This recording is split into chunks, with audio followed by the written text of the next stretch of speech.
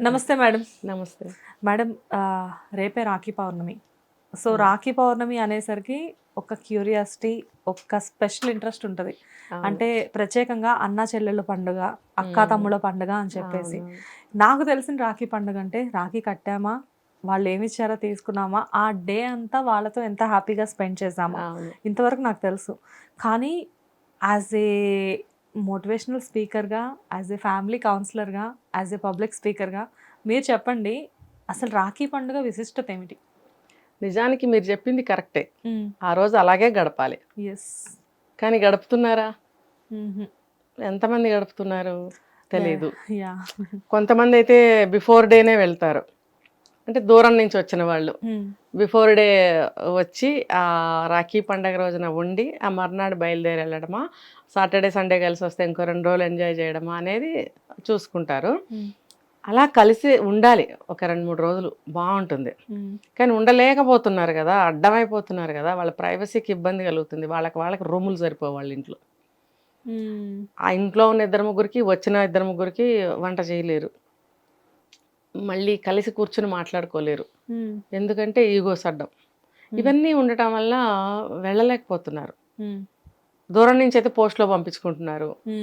ఊళ్ళోనే అయితే పాపం మీరు అన్నట్టు వన్ డే హ్యాపీనెస్ కోసం పరిగెట్టుకు వెళ్తారు.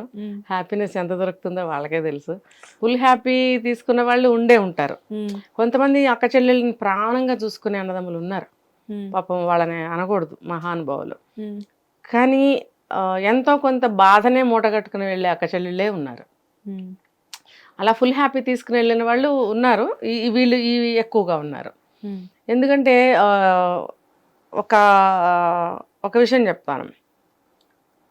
చిన్న అమ్మాయికి ఒక రూము, పెద్ద అమ్మాయికి ఒక రూము, మాకో రూమ్ కావాలి కదా అని మాట్లాడతారు.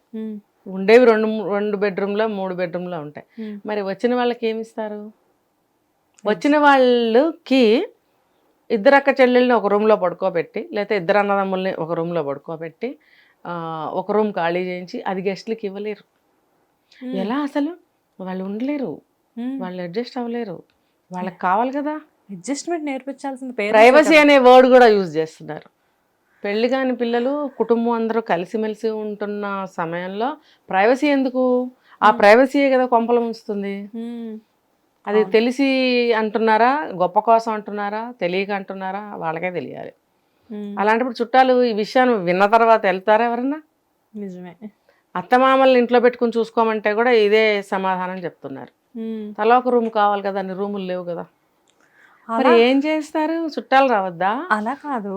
అంటే ఒకప్పుడు ఒక మిడిల్ క్లాస్ ఫ్యామిలీ తీసుకున్న, మేబీ హై క్లాస్ ఫ్యామిలీ అయినా కానీ అక్కా చెల్లెళ్ళు ఇద్దరు మాక్సిమం ఒక రూమ్ లోనే ఉండేవాళ్ళు. అమ్మ నాన్నకు ఒక రూము, అక్క చెల్లెళ్ళకి ఒక రూము, ఉంటే గనక గెస్ట్ రూమ్. అసలు కొన్ని ఇళ్ళు అయితే ఏ పెంకుటిల్లో డాబాలో వరుసగా ఒకటే ఇల్లు ఉంటాయి, ఒకే బెడ్రూమ్ ఉంటుంది. అది అమ్మ నాన్నకి, మనం ఎక్కడొక్కడ అడ్జస్ట్ అవ్వాలి. అందరూ మంచాలు ఉంటే రాత్రికి వాల్చుకుని పడుకుంటారు, లేకపోతే పరుపులు ఉంటే పరుపులు వేసుకుని దుప్పట్లు వేసుకుంటారు. అవి కూడా లేకపోతే దుప్పట్లు వేసుకుని దిండులు లేకపోతే తల కింద ఇంకో దుప్పటి పెట్టుకుని పడుకునే కుటుంబాలు కూడా ఉన్నాయి, చూసాం, తెలుసు. అలానే పెరిగాము. తప్పేముంది ఇందులో? అందరికి రూమ్లు ఉంటాయా? లేదు, ఏముండవు. అత్తగారింటికి వెళ్తే కూడా ఒక బెడ్రూమ్ ఉండదు కోడలికి. అయ్యో, మా అమ్మ వాళ్ళ ఇంటికి వెళ్తే ఇప్పటికి అందరం హాల్లో పక్కలేసేసుకుంటాము. అసలు అందులో ఉన్న ఆనందమే వేరు.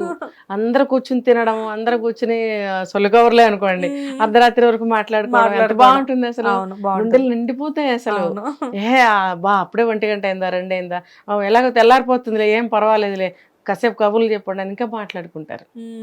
మరి కాబట్టి అప్పట్లో కొంచెం భేదాభిప్రాయాలు ఉన్నా కలిసిమెలిసి ఆనందంగానే ఉన్నారు, వస్తుపోతుండేవారు. ఇప్పుడు అందుకే రావట్లేదుగా, ఎవరింటికి వెళ్ళట్లేదు ఇప్పుడు. ఇంకా రాఖీ పండగలకి వదినలో మరదల్లో వస్తున్నారంటే ఇక్కడ అన్నగారి భార్యలు, తమ్ముడు గారి భార్యలు భరించలేకపోతున్నారు. ఈ సమాధానాలు వస్తున్నాయి. అది అంటే ఆడపడుచులకి వదిన, మరదళ్ళకి వదిన అంటే ఆడపడుచుకి ఇలా పడదన్నమాట. పడదు. పడకపోవటానికి అక్కడ ఏం గొడవలు కూడా జరిగి ఉండవు. జస్ట్ అసూయ, జస్ట్ అడ్జస్ట్మెంట్ లేనితనము వండి పెట్టాల్సి వస్తుంది. చాకిరి అంటే ఒకటో 2 కూరలు, అన్నమో లేకపోతే చపాతీ కూర పెట్టడానికి చాకిరి. పాపం వచ్చేది సంవత్సరంలో 1-2 రోజు భరించలేరా మీరు? నువ్వేమైనా పండక్కి పిలుస్తున్నావా, లేకపోతే ఒక సత్యనారాయణ స్వామి వ్రతం చేసుకుని పిలుస్తున్నావా, లేకపోతే ఏదో ఒక కలుసుకోవాలి అనుకుంటే ఏదైనా నెపం పెట్టుకోవచ్చు. ఇవాళ చిన్నమ్మాయి పుట్టినరోజు, లేదా పెద్ద అమ్మాయి పుట్టినరోజు, లేకపోతే మా అబ్బాయి పుట్టినరోజు, ఇవాళ ఏదో ఒక నోము వచ్చుకున్నాను, ఒక రోజు వచ్చి పసుపు కుంకుమ తీసుకెళ్ళండి అని కూడా పిలవలేరు.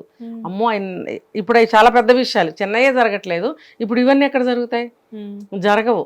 ముఖ్యంగా ప్రైవసీ కోల్పోతున్నారు. వాళ్ళు వస్తే ఒక రోజు ఉంటే అమ్మో ఇప్పుడు మేము ఏమన్నా మాట్లాడుకోవాలంటే వాళ్ళు అడ్డం వినపడతాయేమో.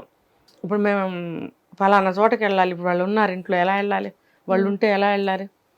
అమ్మో ఎలాగా? ఇప్పుడు మా పిల్లలిద్దరికి చెరువు రూమ్ లేకపోతే ఉండలేరు వాళ్ళు, ఎలాగా? అమ్మో పెద్ద పెద్ద సమస్యలు అన్నమాట ఇవన్నీ వాళ్ళకి. ఎవరు మూసుకుని మీరు ఇద్దరు రూమ్లో ఉండండి, అత్తయ్య వాళ్ళు వస్తున్నారు అనే రోజులే లేవు, అనే మనుషులే లేరు. అనే మనుషులు ఉంటే రోజులు ఎప్పుడూ ఒకలానే ఉన్నాయి, అనే మనుషులే లేరు.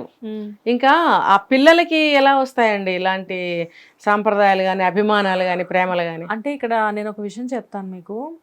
ఒక ఇంట్లో మన అమ్మ లేకపోతే మన ఎవరో ఒకళ్ళు, మన ఫ్యామిలీ మెంబర్స్లో ఎవరో ఒకళ్ళు, మన నాయనమ్మో మన చుట్టాలు ఎవరో ఇంటికి వస్తా అన్నప్పుడు మన అమ్మ మన నాన్నతో గొడవ పడింది అనుకోండి, సో పిల్లల మనసుల్లో ఎలా నాటుకుపోతుందంటే అది అమ్మో నిజమేనేమో, అలా రానివ్వకూడదేమో మనం ఇంటికి అని చెప్పి అనుకునే ఛాన్సెస్ చాలానే ఉంటాయి.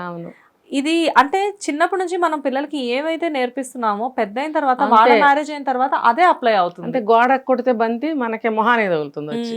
ఖచ్చితంగా చూడండి, కావాలంటే మొహానికే తగులుతుంది. అక్కడ కొట్టిన బాల్ ఇక్కడ పడచ్చగా, లేదా అటు పడచ్చగా మన మొహానికే తగులుతుంది. అంతే, మనం ఏం చేస్తే అది తిరిగి మనకే తగులుతుంది. అది ఊరికే అనలేదు పెద్దలు. కాబట్టి మాటి మాటికి చెప్పటానికి నాకు కూడా బాధ అనిపిస్తుంది. ఈ తల్లులు నూరిపోతా వల్లనే పిల్లలు ఇలా తయారవుతున్నారు, అమ్మాయిలు ముఖ్యంగా. ఈ రోజులే కాదు, ఒక 2 తరాల నుంచి చూసుకుంటే ఇదే సాంప్రదాయం కొనసాగుతుంది. అది చాలా కూడా తప్పు. అది మనం ఎన్నో కోల్పోతాం అనమాట. నిజంగా రేపు కష్టకాలం వచ్చినప్పుడు వాళ్ళు వచ్చి నిలబడి ఎలా చేస్తారు? ఒకటి చెప్తాను, ఆడపడుచు బాగుంటే వదినో మరదలో ఈవిడ సరిగ్గా ఉండదు, ఈవిడ సరిగ్గా ఉంటే ఆడపడుచు తను సరిగ్గా ఉండదు.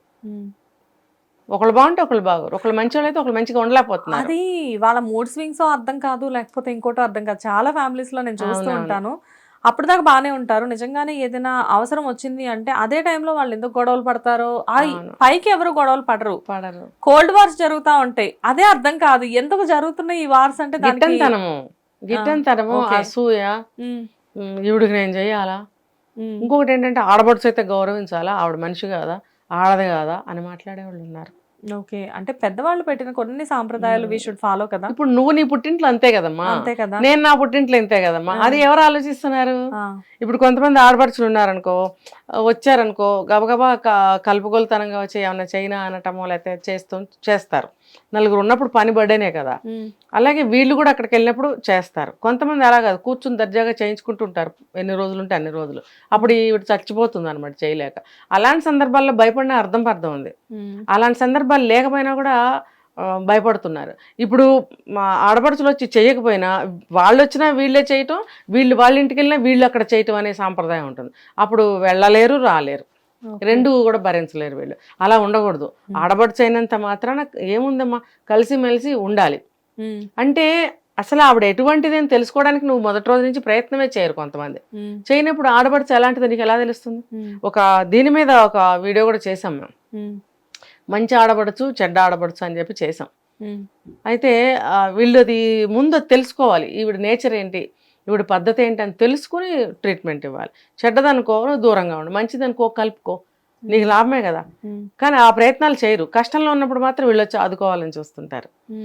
మరి ఇప్పుడు రాఖీ పండగ విషయానికి వస్తే అసలు రాఖీ పండగకి కొంపకెళ్ళే పరిస్థితే ఉండదు. ఎక్కడికి వెళ్తారు? ఉన్నా వెళ్ళలేని పరిస్థితి, రానివ్వరు, గొడవలు. తను వాళ్ళ ఇంటికి తను అంతే కదా, ఆడపిల్ల, మరి ఇక్కడికి వచ్చే అమ్మాయి ఈ ఇంటికి ఆడపిల్ల అని అనుకోలేకపోతారు. ఇప్పుడు ఒక పెద్ద ఆయన చెప్పారు, నువ్వు నీ ఇంటికి వెళ్ళి తీసుకోమ్మా, నీకు ఇక్కడ పోటీ ఎందుకు అని అన్నారు. అంతే కదా, నీకు ఇక్కడ అత్తగారింట్లో పోటీ ఎందుకు, నువ్వు ఇక్కడ పెద్దరకంగా ఉండాలి, పెద్ద మనసుతో ఉండాలి. ఒకవేళ వయసులో చిన్నదానివైనా ఈ ఇంటి కోడలు అంటే అమ్మ తర్వాత అమ్మ, నువ్వు చిన్న వయసు దానివైనా అమ్మలాగా బిహేవ్ చెయ్యి. నీ ఇంటి దగ్గర నువ్వు ఆడపడుచులాగా బిహేవ్ చేయి అంటే అక్కడ తన్నమని కాదు, అక్కడ నువ్వు గారాలు పో, నువ్వు హక్కులు చూసుకో. ఇక్కడ కాదు, కొంతమంది ఇక్కడ ఆడపడుచులతో పోటీ పోతుంటారు. అక్కడ ఏం జరుగుతుందో వాళ్ళ పుట్టింట్లో మనకు తెలియదు. ఇక్కడ పుట్టింటికి వచ్చిన ఆడపడుచులతోటి పోటీకి పోతుంటారు. ఆమె కూర్చుంటే వీళ్ళు కూర్చోవటం, ఆమెతో చేయించుకోవడం, ఆమె దగ్గర నుంచి తీసుకోవడం, ఇలా అన్నమాట. అన్నిటికీ రివర్స్ లేదా పోటీ. ఇవన్నీ ఇక్కడ చేయకూడదు. ఆ పెద్ద ఆయన అదే చెప్పారు, నువ్వు అక్కడ నీ ఇంటికి వెళ్ళి చూసుకో, అక్కడ నువ్వు ఆడపడుచువి, అక్కడ నువ్వు కూతురువి, నువ్వు అక్కడ గారాలు పో, లేకపోతే అలుగు ఏడువు, నీకు అక్కడ చెల్లుతుంది. ఇక్కడ నువ్వు పెద్ద మనిషి తరహాగా ఇంటికి దీపంలాగా ఉండవలసిన స్త్రీవి, ఇల్లాలివి, నువ్వు ఇక్కడ పెద్దరికంగా ఉండాలి. ఇంటికి వచ్చిన ఆడపడుచుల వయసులో నీకన్నా చిన్నవాళ్ళైనా పెద్దవాళ్ళైనా వీళ్ళని ఆ ఇంటి బిడ్డల్లాగా నువ్వు చూడగలగాలి. ఓకే. ఏదైనా కానీ రాఖీ పౌర్ణమి అనేసరికి వచ్చామా, జరుపుకున్నామా, వెళ్ళిపోయామా అని కాకుండా ఆడపడుచుని గౌరవిస్తే నిజంగానే ఆ ఇంట్లో లక్ష్మీదేవి కొలువై నిజం. మరి లేకపోతే ప్రతిదానికి ఇంటి ఆడపడుచు ఉండాలని ఎందుకంటారు? ఆ అమ్మాయికి ఈ ఇంటితో సంబంధాలు తెగిపోయినాయి అని ఎప్పటికీ అనుకోలేరు, అనరు. కాబట్టి నువ్వు రావాలమ్మా, ముందు నువ్వు రావాలమ్మా అంటారు. ఎందుకు? ఈ ఇంటితో నీకు ఎప్పటికీ సంబంధాలు ఉంటాయి అని తెలియజేయటానికే ఆడపిల్లని ప్రతిదానికి పిలుస్తారు. కానీ ఎందుకు వచ్చిందిరా స్వామి అని వీళ్ళు చూస్తారు. అది అలా ఉన్నప్పుడు ఈ అక్క చెల్లో రాఖీ పండగకి రాగలదా? కనీసం నీ పుట్టినరోజు అంటే కూడా రాగలదా నీ అక్క నీ చెల్లి దగ్గరికి? రాలేరు. మరి అక్కడ భార్యలు ఏమంటే తప్పట్లు కొడుతూ ఉంటారు. అలాంటప్పుడు నీ బంధం విలువ నీకు ఎప్పుడు తెలుస్తుంది? జన్మకి తెలియదు. తన పుట్టింట్లో బాగానే జరిపించుకుంటూ ఉండొచ్చు, ఇక్కడ నీకు నీ వాళ్ళకి సంబంధం తెగిపోయేలాగా చేస్తుంది అనేది నువ్వు తెలుసుకోవాలి. Super madam. నిజంగానే మన ఇంట్లో మనం ఎంత గొప్ప, అంతే కదా. వాళ్ళ ఇంటికి ఆడపడుచు మన ఇంటికి వచ్చినప్పుడు తనకి తన పుట్టిల్లు అంతే. అంటే ఎవరో చెప్పినట్టు ఆడపిల్ల అంటే ఆడపిల్ల మాత్రమే కాదు, ఆడపిల్ల అంటే ఈడపిల్ల కూడా. అవును కదా. Nice madam, really nice. Thank you so much. Hit TV app, ఇందులో short news, live news, entertainment shows, movies, digital magazines తో పాటు మీ జిల్లా వార్తలను కూడా ఫ్రీగా చూడొచ్చు.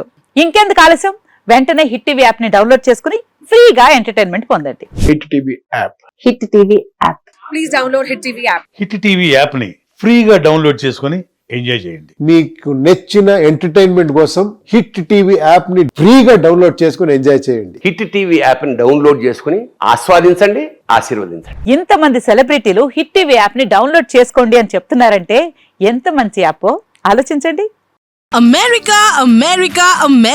అమెరికాలో చదవాలనుకునే వాళ్ళకి విశ్వసనీయమైన పేరు మన శౌర్య కన్సల్టెన్సీ. UK లో 1 year masters, UK లో 1 year masters, 2 years work permit up to 5 years visa. Contact Saurya Consultancy. Contact 89851 89851.